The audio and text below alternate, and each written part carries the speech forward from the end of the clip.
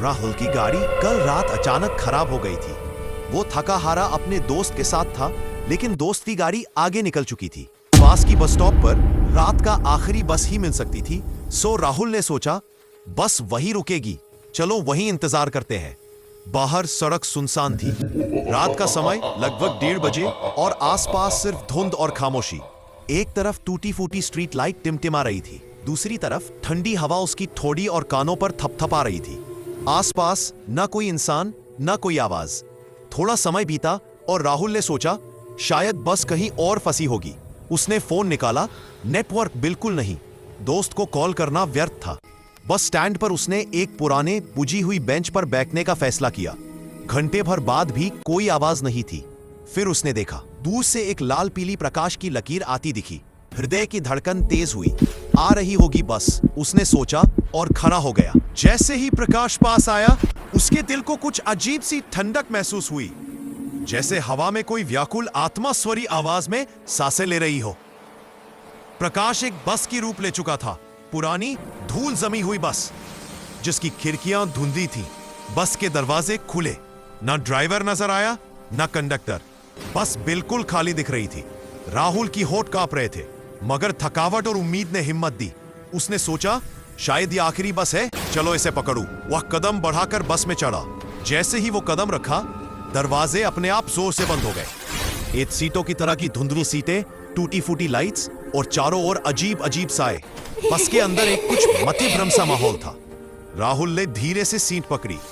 बस जैसे ही चले, चारों तरफ अंधेरा, बस की हल्की कंपकंपी और हवा में कड़कती तन्हाई, सब मिलकर एक भयावह माहौल बना चुके थे। कुछ देर बाद, शायद 15-20 मिनट, बस अचानक रोक दी गई।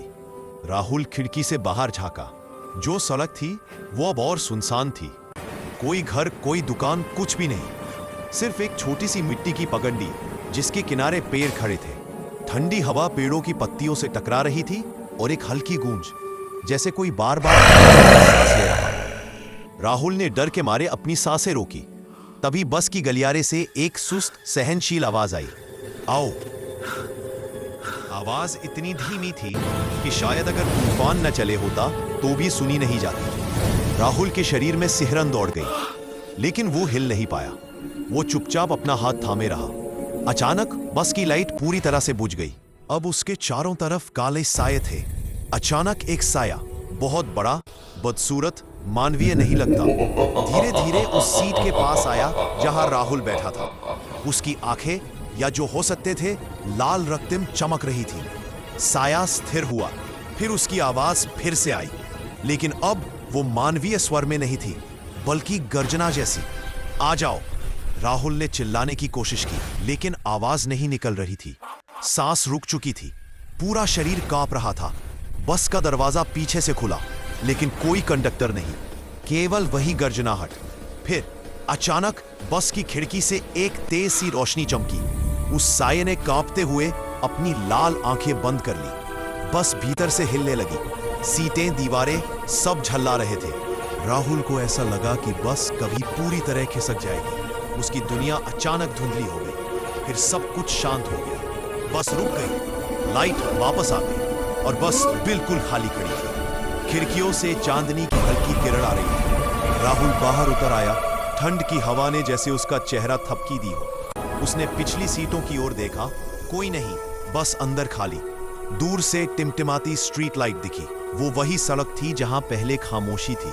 राहुल दौड़ता हुआ वहां पहुंचा। जैसे ही उसने पीछे मुड़कर देखा, बस गायब थी। न तो धुआं, न कोई ध्वनि, न कोई निशान। हाथ कांप रहे थे, दिल जोर जोर से धड़क रहा था। राहुल ने जितनी जल्दी हो सके सबसे पास घर का रास्ता पकड़ा, बिना एक बार मुड़े, बिना किसी आवाज के। कुछ समय बाद खुद से उसने कहा, शायद मैं पागल हो गया था, शायद वो बस कभी आई ही नहीं थी। पर जब उसने रात के घंटों बाद देखना चाहा कि वो बस स्टैंड कहाँ था, वहां सिर्फ जमी हुई धूल, टूटी फूटी बेंच और कछुए घासें थी। बस स्टैंड पर, जैसे अगर वो बस आई थी, फिर लौटकर बह गई हो। उस रात के बाद राहुल ने कभी भी बस स्टैंड पर इंतजार नहीं किया। रात के आसपास वो अकेला सड़क न चुना। कई रातें बीत गई, लेकिन हर बार जब वो बंद कोने में अकेला खड़ा होता, हल्की हवा, टिमटिमाती लाइट बढ़ती छाया।